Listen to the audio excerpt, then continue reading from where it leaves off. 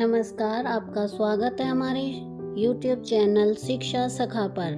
आज मैं आपके लिए लेकर आई हूँ श्रीमद् भगवद गीता का अध्याय 12। अध्याय का नाम है भक्ति योग। इस वीडियो में हम श्रीमद् भगवद गीता के भक्ति योग के बारे में जानेंगे। पिछली वीडियो में मैंने आपको श्रीमद् भगवद गीता का अध्याय 11 विराट रूप के बारे में बताया था।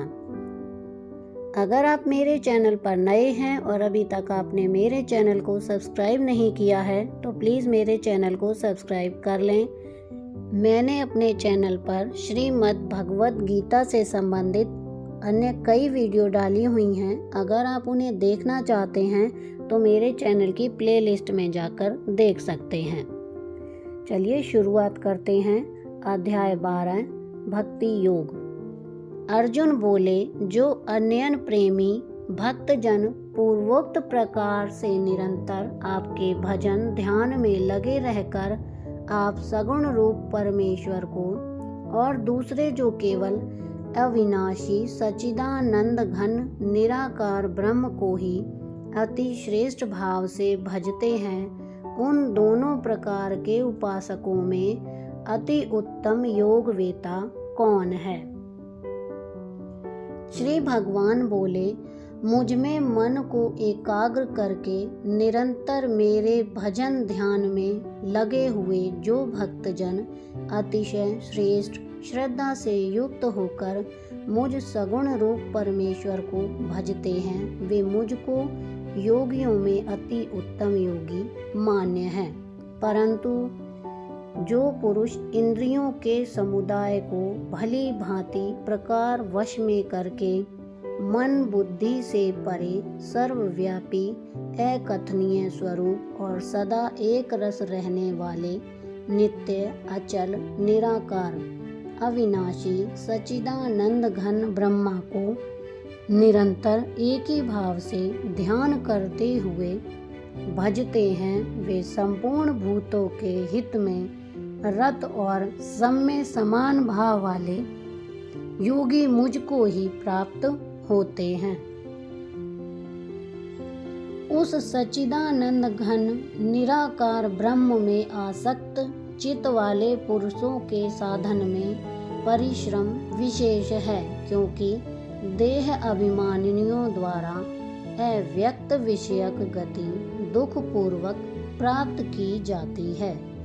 परंतु जो मेरे परायण रहने वाले भक्तजन संपूर्ण कर्मों को मुझ में अर्पण करके मुझ सगुण रूप परमेश्वर को ही अनन्य भक्ति योग से निरंतर चिंतन करते हुए भजते हैं। हे अर्जुन, मैं उन मुझ में चित लगाने वाले प्रेमी भक्तों का मैं शीघ्र ही मृत्यु रूप संसार समुद्र से उद्धार करने वाला होता हूँ। मुझ में मन को लगा और मुझ में ही बुद्धि को लगा।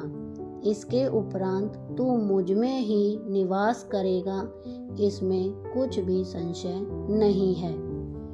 यदि तू मन को मुझ में अचल स्थापन करने के लिए समर्थ नहीं है तो हे अर्जुन, अभ्यास रूप योग द्वारा मुझको प्राप्त होने के लिए इच्छा कर।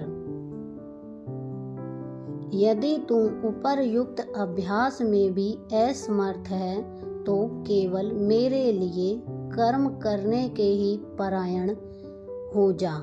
इस प्रकार मेरे निमित्त कर्मों को करता हुआ भी मेरी प्राप्ति रूप सिद्धि को ही प्राप्त होगा। यदि मेरी प्राप्ति रूप योग के आश्रित होकर उपर्युक्त साधन को करने में भी तू असमर्थ है तो मन बुद्धि आदि पर विजय प्राप्त करने वाला होकर सब कर्मों के फल का त्याग कर। मर्म को न जानकर किए हुए अभ्यास से ज्ञान श्रेष्ठ है, ज्ञान से मुझ परमेश्वर के स्वरूप का ध्यान श्रेष्ठ है और ध्यान से सब कर्मों के फल का त्याग श्रेष्ठ है, क्योंकि त्याग से तत्काल ही परम शांति मिलती है। जो पुरुष सब भूतों में द्वेष भाव से रहित, स्वार्थ रहित, सबका प्रेमी और हेतु रहित दयालु है तथा ममता से रहित, अहंकार से रहित, सुख दुखों की प्राप्ति में सम और क्षमावान है, अर्थात अपराध करने वाले को भी अभय देने वाला है, तथा जो योगी निरंतर संतुष्ट है, मन इंद्रियों सहित शरीर को वश में किए हुए है और मुझ में दृढ़ निश्चय वाला है, वह मुझ में अर्पण किए हुए मन बुद्धि वाला मेरा भक्त मुझको प्रिय है। जिसमें कोई भी जीव उद्वेग को प्राप्त नहीं होता और जो स्वयं भी किसी जीव से उद्वेग को प्राप्त नहीं होता तथा जो हर्ष, अमर्ष, भय और उद्वेग आदि से रहित है, वह भक्त मुझको प्रिय है।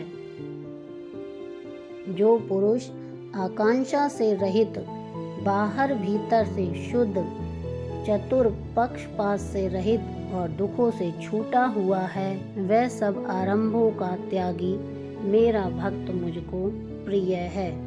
जो न कभी हर्षित होता है, न द्वेष करता है, न शोक करता है, न कामना करता है, तथा जो शुभ और अशुभ संपूर्ण कर्मों का त्यागी है, वह भक्ति युक्त पुरुष मुझको प्रिय है। जो मित्र शत्रु में और मान अपमान में सम है तथा सर्दी गर्मी और सुख दुख आदि द्वंद्वों में सम है और आसक्ति से रहित है।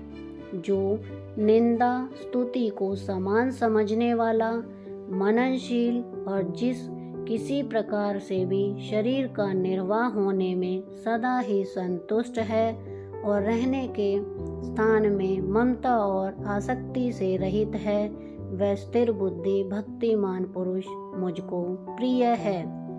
परंतु जो श्रद्धा युक्त पुरुष मेरे परायण होकर इस ऊपर कहे हुए धर्म में अमृत को निष्काम प्रेम भाव से सेवन करते हैं, वे भक्त मुझको अतिशय प्रिय हैं। यहाँ पर हमारा श्रीमद् भगवद गीता का अध्याय 12 भक्ति योग संपूर्ण हो गया है। अगली वीडियो में मैं आपको श्रीमद् भगवद गीता का अध्याय 13 प्रकृति, पुरुष तथा चेतना के बारे में बताऊंगी। आपको मेरी ये वीडियो कैसी लगी मुझे कमेंट करके ज़रूर बताएं। वीडियो को लाइक करें, शेयर करें और चैनल को सब्सक्राइब करना ना भूलें। धन्यवाद।